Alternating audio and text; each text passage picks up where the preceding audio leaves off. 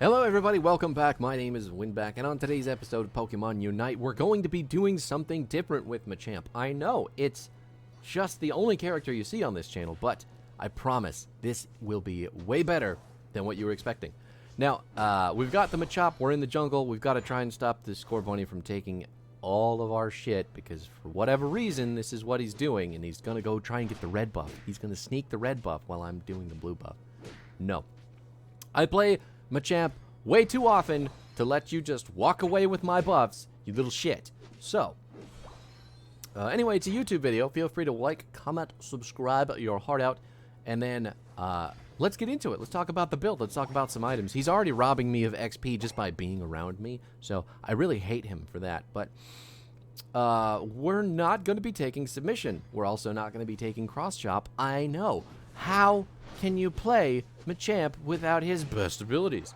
And it turns out his other abilities are extremely good, as long as you've got the item builds for it. So what we're taking instead is Close Combat and Dynamic Punch. Dynamic Punch is a massive AoE dash and stun. Really good ability. Doesn't do a whole lot of damage, but it does give you an immediate boosted attack after you use it. And then Close Combat is going to let you go completely unstoppable and do a lot of damage while moving. So think Charizard, except on steroids, through the extremities of outer space. So our build, all of that being said, we're going to take Score Shield, number one, very important for this build. Number two is going to be Attack Weight, because that is going to scale us maddeningly high into the late game, or early game, I mean, honestly, with all these goals that we're getting. And then,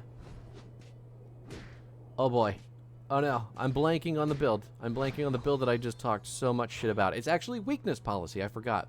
So Weakness Policy is going to help give us another fairly large burst of damage. You get 3% increase on your damage when you take damage, and that stacks up to 4 times. So in total, you can get a 12% damage increase for Machamp. And the cool thing about Machamp as well is that his passive, whenever he is crowd controlled, or he's got a quote-unquote status condition, his damage is going to go up even further. Was it worth it for the goal for the extra attack damage? I don't know.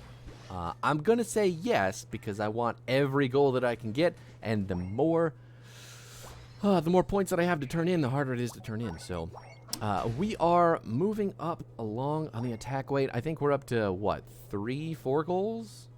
We can only get 6 maximum, which is a total of, what is it, 12 times 6 is... fuck, why is math so hard? 12 times 6. 12 times 5 is 60. It's 72. And then the weight itself is giving us another 12. So that's 84 just from the attack weight once it's fully stacked. That is a crazy amount of damage increased. And then the Weakness Policy is going to give us another 12% on that when we go in. Our passive giving us even more beyond that. And just everything about this build is going to be very damage focused. And thank God Ivysaur was paying attention to get that leaf slap. Okay. I'm dead. I did the stupid thing and canceled my ultimate to try to fight. Or I canceled my back to try to fight, and obviously that's not good. So, right, but let's talk about Dynamic Punch and Close Combat. So after testing this build fairly extensively, your Close Combat and Dynamic Punch combination in total will do about 5,000 damage with 1 auto in between. That is the average. If we're getting crits, if we're getting our ult, if we're getting anything on top of just 1 auto and both of our moves, the damage can go up to anywhere from 6,000 to 8,000. It is disgusting how good damage-wise Machamp can be. So this is, I feel like, a very carry kind of build. And you're going to see just all the punches in the world. Talonflame, just not knowing what hit them. Going to take the easy turn in as well for the attack weight proc. get that buffed up again. We're either reaching the end or have completed it by now. I can't actually recall, but Charmeleon standing his ground doesn't make a whole lot of sense. It's definitely completed by now because we got two very, very easy, three very, very easy low-score turn-ins, which are super important when you're playing with attack weight. So do what you got to do. Get those procs, get that damage. We are completely buffed up right now with 84 increased attack damage, and that is the whole reason that we do so much damage with these abilities. Oof. We've got our weakness policy stacked all the way up as well. You can see it just above the mini-map on the right side. The Dreadnought goes down very easy along with the enemy team. I don't know why this poor Charmeleon is hanging out. The Dynamic Punch dash does leave a little bit to be desired. It does not go very far, which may be part of the reason that a lot of people don't like it. And I can definitely see that. But the stun in the AoE itself feels real good. And when they're stunned, you get the immediate follow-up auto attack, which is going to slow them significantly. And that should lead to a full close combat duration. So you use the whole close combat, you get the final punch, you get all the early punches, you do all the damage, and it slaps. Just hardcore slaps. Gonna get the ultimate, punch out the Talonflame, make sure that the Rotom is secure, and then Dynamic Punch the Blissey to death as well. The other fantastic thing about this build is that it does hard counter Blissey. If you're playing into Blissey normally with Machamp, if you're using Submission and Cross Chop, you are actually going to be countered yourself. So she can cleanse your Submission, she can basically heal through most of your damage, and everything that Blissey does just upsets Machamp in the highest order. Because if she cleanses your Submission, she can also cleanse the push from your ultimate, meaning that you don't do fuck all for damage when you use that thing.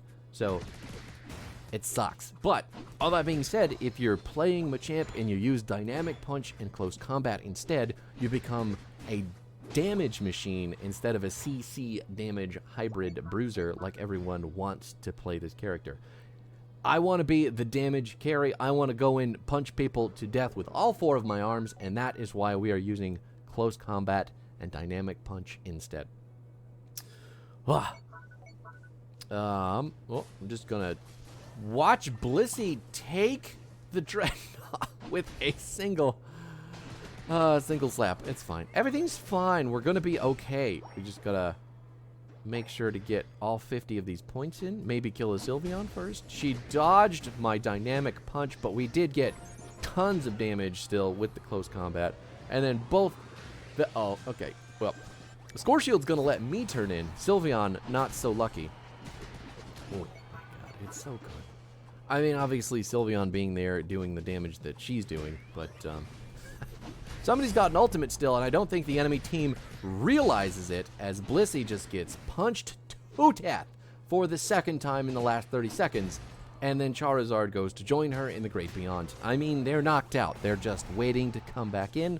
I have forcibly feinted them and watched as the enemy team uses all of their concentration on me and not the Zapdos pit. Thank the heavens. Go ahead and punch out the Sylveon again. Dynamic Punch does feel really good. I love it. And there's the surrender. Remember, again, this build works. I swear to you, try it out. You'll have fun. Get those goals. Attack weight, weakness policy. I already forgot. Score Shield. That's it. Man, it's hard to remember this shit in the middle of nothing. 237 points. MVP. That is me. Dynamic Punch. Close Combat. You know the rest. I'll see you there. Make it happen. Bye.